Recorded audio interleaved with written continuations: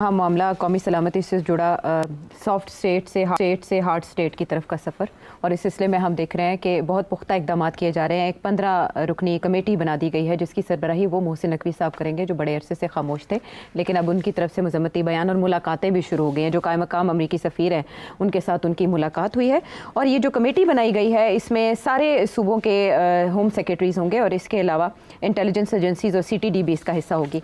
तो सिट साहब, पहले मैं मोहसिन नकवी साहब के बारे में पूछूं या पहले कमेटी के काम के बारे में पूछूं? जाहिर है आपको तो दिल यही चाह रहा है कि मोहसिन नकवी के बारे में पूछें। असल में आपने कहा शरारत करने में तो बड़ी तेज हैं आप। आपने बड़ा अच्छा नुक्ता दिया था। आपने कहा हार्ड स्टेट की तरफ का सफ़र है, इसीलिए परवेज़ खट्टक साहब इंटीरियर मिनिस्ट्री में आए। तो मोहसिन नकवी साहब मिनिस्ट्री नहीं छोड़े?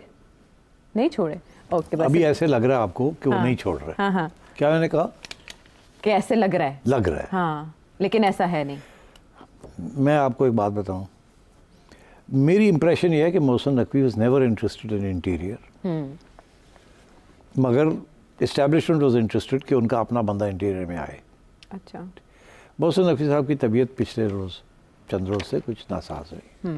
ही वाज नॉट वेल। अच्छा। So he didn't attend many functions.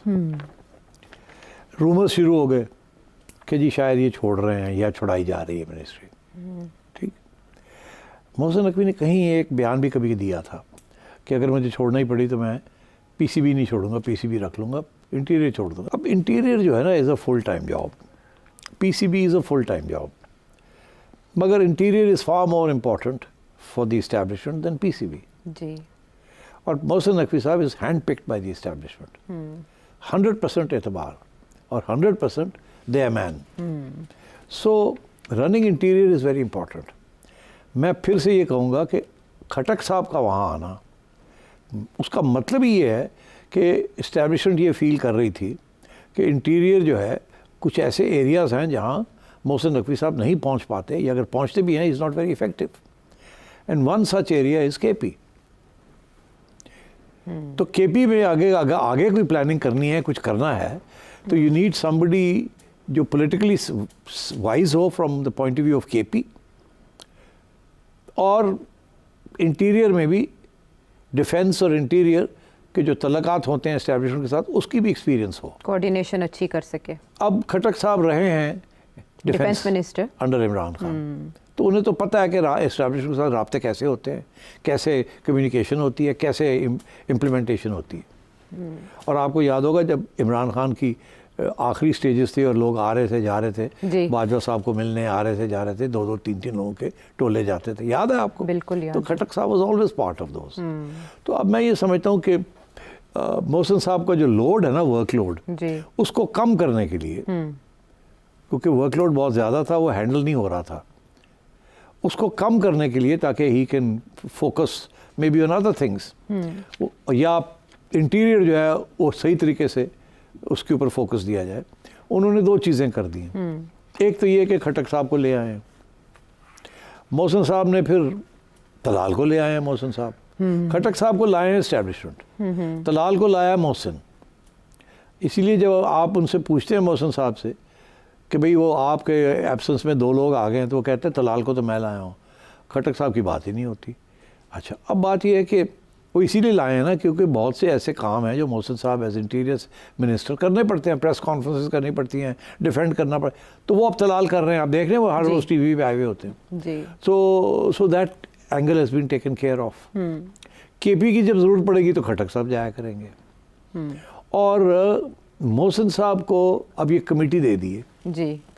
आपने अभी बताया कि इसके अंदर सारे ही हैं, इंटीरियर सेक्रेटरीज चारों प्रोविंसेस के हैं, फिर महल बाकी भी है, गिलगित बल्तिस्तान के भी होंगे, आज़ाद जम्मू कश्मीर के भी, सबके हैं। और फोकस किसके ऊपर है जी? इसमें हार्ड स्टेट छोड़ दी बात है जी, मगर जो बात सामने आई है वो ये आई है कि related to Afghanistan, related to Afghan महाजरीन, रेफ्यूजीज, बॉर्डर इश्यूज जी, उनकी वापसी के लिए क्या करना चाहिए, उनकी निगरानी एंड ऑल दैट। तो मेरा ख्याल है कि ये इतनी हार्ड स्टेट नहीं है ये कमेटी। मैं अब आपको अपना ओपिनियन दे रहा हूँ, आई hope I am wrong, but my sense is ये टूथलेस कमेटी है। इस कमेटी के अंदर कोई जान नहीं होगी। ये कमेटी में जो इशू है वो है अफगानों को वापस भेजना, जी वो सारा का सारा मसले के अंदर गंडापुर का बहुत इंपॉर्टेंट रोल है जी। और वो रोल नहीं अदा कर रहा, because without the support of the KP government आप ये काम नहीं कर सकते। तो सारे लोगों ने वहीं से जाना है, वहीं से उनको इकट्ठा करना है, वहीं से उनकी प्लानिंग करनी है, वहीं से उनकी तब कुछ करना है। एंड विदाउट गंडापुर वो बड़ा मुश्किल काम है। ट्रैक एंड ट्रेस भी तो ज़ाहिर है वहीं से होगा। तो ये कमेटी जो है इसके पास कोई हथियार नहीं है ये काम करने के लिए। हथियार सारे केपी गवर्नमेंट के पास, एडमिनिस्ट्रेटिव पावर्स जो है वो सारी केपी गवर्नमेंट के पास। तो इसलिए चीफ सेक्रेटरी तो आ जाएगा जी, चीफ सेक्रेटरी केपी का तो आ जाएगा, उसको तो आप हदायत कर सकेंगे कि ये करना है वो करना है। बट मेरा ख्याल है इसमें कोई हार्ड स्टेट जो बात की जा रही है ये सारा प्रोपेगेंडा है, इसमें कोई ख़ास चीज़ नहीं होनी। ये महीने में या हफ्ते के बाद एक मीटिंग हो जाया करेगी और कोई प्रेस रिलीज आ जाएगी। मेरा नहीं ख्याल this is going to be a very important committee. अच्छा ले हाँ, that's my view. I hope I am wrong, I hope ये इफेक्टिव किस्म का कोई मैकेनिज्म हो, but I still think that ये एक एड हॉक टेम्पररी किस्म का अरेंजमेंट है। तो ये क्या नहीं, मैं आपसे कह रहा हूँ ये एड हॉक अरेंजमेंट है। मेरा ख्याल है ये मोहसिन साहब की तजवीज़ है कि लगे ऐसे कि काम शाम हो रहा है। He still in charge of the ministry. अच्छा, यही मेरा सवाल था कि वो कुछ अरसे से लेफ्ट आउट देखिए, फील कर रहे थे, क्या नाराज थे? I wish him the best of luck and I wish him कि ये he should be able to do all these things. मगर अगर ये सही है बात जी कि उनकी हेल्थ का इशू बना है, I don't know how serious it was. अगर 4 जगह पे वो नहीं गए जहाँ जाना चाहिए था, 4, 5, 6 दिन घर बैठे रहे हैं, तो मैं ये समझता हूँ कि then there has to be some issue. देखिए, मेरे साथ वो बात नहीं उन्होंने की, मुझे नहीं पता उनके जहन में क्या है क्या नहीं है। मैं स्पेकुलेट ही कर सकता हूँ, मेरी वहाँ चिड़िया नहीं है कि मुझे बताए मोहसिन साहब क्या कर रहे हैं या क्या नहीं कर रहे हैं। बट मैं ये आपको बता दूँ कि आई थिंक तब्दीली आएगी। I maintain that position. चलें 2-3 महीने देख लें, तब्दीली आएगी इंटीरियर में। और मोहसिन साहब, I don't think he will stay in the interior for long. I hope I'm wrong because he's a good man, he can do a good job.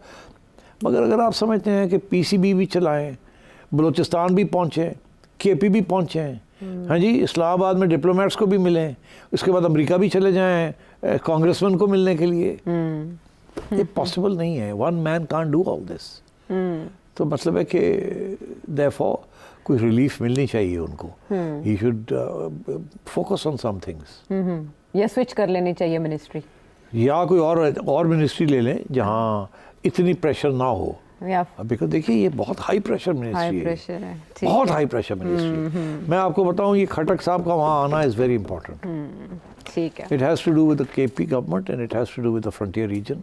And clearly establishment समझती है कि Khattak will be a better person to deal with these issues. ठीक है, ये है बातें मोहसिन नकवी साहब के फ्यूचर से जुड़ी। अब अगर इसके बाद भी मोहसिन नकवी साहब मुझे ब्रीफ नहीं करते तो फिर हम चलते रहेंगे, ऐसी बातें करते रहेंगे, ठीक है ना? अच्छा, या तो हमें बताएं क्या हो रहा है। हाँ। नहीं बताएंगे तो फिर हम स्पेकुलेट करेंगे। नहीं, अक्सर वो बताते रहते हैं आपको। He is a good friend. बहरहाल मोहसिन नकवी साहब के लिए भी इसमें है कुछ इशारे।